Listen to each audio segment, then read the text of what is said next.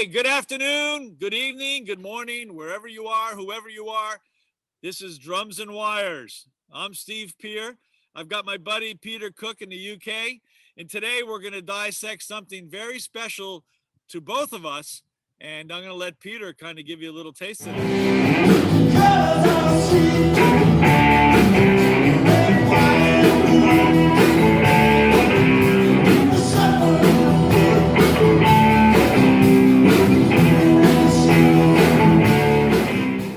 I think it's Rockin' in the Free World, Steve, by Neil Young. I think so. Hey, anyone who doesn't recognize that may as well just turn us off right now. Now, that song was actually inspired by the guitar player in Crazy Horse, because the Crazy Horse band with Neil were all supposed to head over to the Soviet Union and other parts of Eastern Europe and tour, and that got all shut down. So the guitar player, Frank said, well, Neil, I guess we're stuck rocking in the free world. And obviously Neil couldn't let that go. And hence here we are today, still rocking in the free world with that song that's so popular with cover bands and everything today, and has even a very relevant political history, which is based a lot on protests, which I know you know an awful lot about, Peter. Yes. Neil Young, in common with Bob Dylan, has really looked at social justice a lot in a lot of his life, and Rockin' in the Free World is really about social injustice, and all the things that go with it. There's a woman with a baby in her hand, it's actually a story set to music, and the lyrics are actually really worth listening to, and they are actually timeless, I think, for our times. And he's taken on all sorts of world leaders on farming, all sorts of stuff. Lots of the hallmark of a good protest musician is politicians want to co-opt them into their scene. So of course, various presidents have tried to get his songs into their campaigns, and because Neil Young is like that, he's just shown them the finger. Yeah, most recently, Donald Trump used that song when he was announcing his Republican candidacy, 4, 5, 6 years ago. And then kind of oddly enough, Bernie Sanders also was trying, as you say, to co-opt the song. And the song really was sort of a little shout out to the first George Bush as president. And Neil even took some of the lyrics out of, or some of the statements out of his speech, 1,000 points of light and that sort of thing, and really twisted it around to make it, as you say, a classic protest song that has really endured. And obviously the village people didn't have so many scruples, because that was all that Donald was left with, is YMCA. But hey, that's for another day. Take us on a bit. Yeah. Oh, you got that right. That's a good one, Peter. And again, going back to Neil's earlier days, with Rick James, which is really sort of odd. And, Buffalo Springfield, again, who were, had For What It's Worth, which was another great protest song that has really stood the test of time.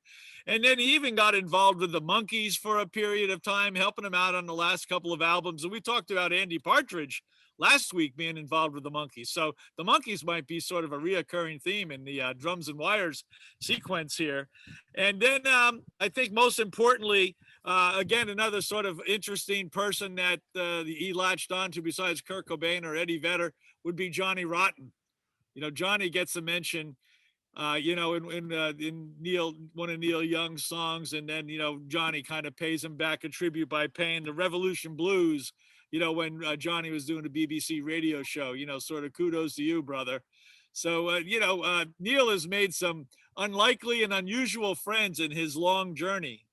And he's had a huge influence on grunge and stuff. And I went to see Neil Young once, and I was really surprised at how he held a young audience playing really long versions of these songs with big jams in the middle.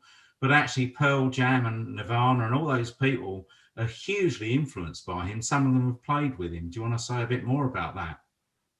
Yeah, he really had a great influence on those bands. I understand, it's that dirty guitar sound had really kind of disappeared, from the music scene. So when these younger people got a hold of it, the ones that you even saw most recently in London, but you go back to the early days of grunge, they kind of latched on to that, and also latched on to his ability to make one note guitar solos kind of interesting and emotionally powerful.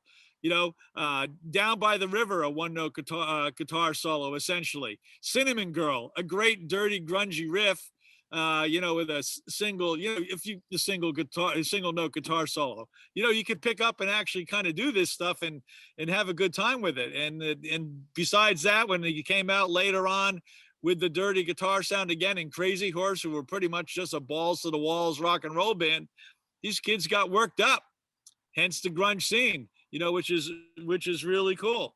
And then he went through a period, though, probably like 1980, prior to the grunge thing, to 88, where he just was in this experimental phase, and we all lost touch with Neil. I mean, the testimony to what you just said about grunge and dirty guitars and jamming is that there are kids that I play music with down at open mic jam sessions, and they're all very familiar with the song, and they all just love to play it because it's only got two real parts. It's got a chorus and a riff, and the middle is the riff. So it's actually quite easy just to jam out with people. And that sort of dirty guitar solo sound, it owes a lot to Hendrix, but it is uniquely Neil Young. So you've got the sort of this sort of Hendrixy thing. Plus, there's all this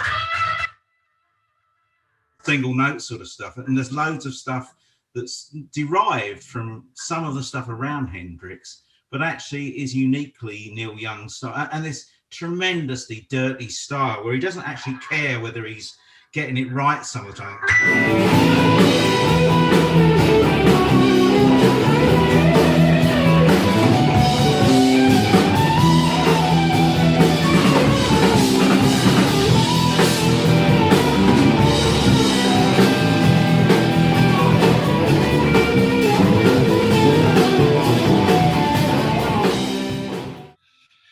So a great inspiration to young people and young musicians starting out, no question about that.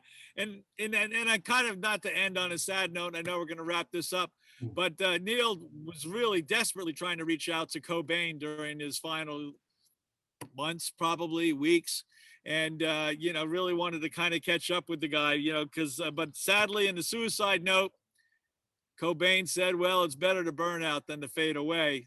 And I'm sure that keeps Neil awake at night sometimes, but he tried his best. So we're not fading away. And find us on Drums and Wires, and we'll be seeing you soon. This is Steve Peer from Maine and Peter Cook from the UK. See you soon.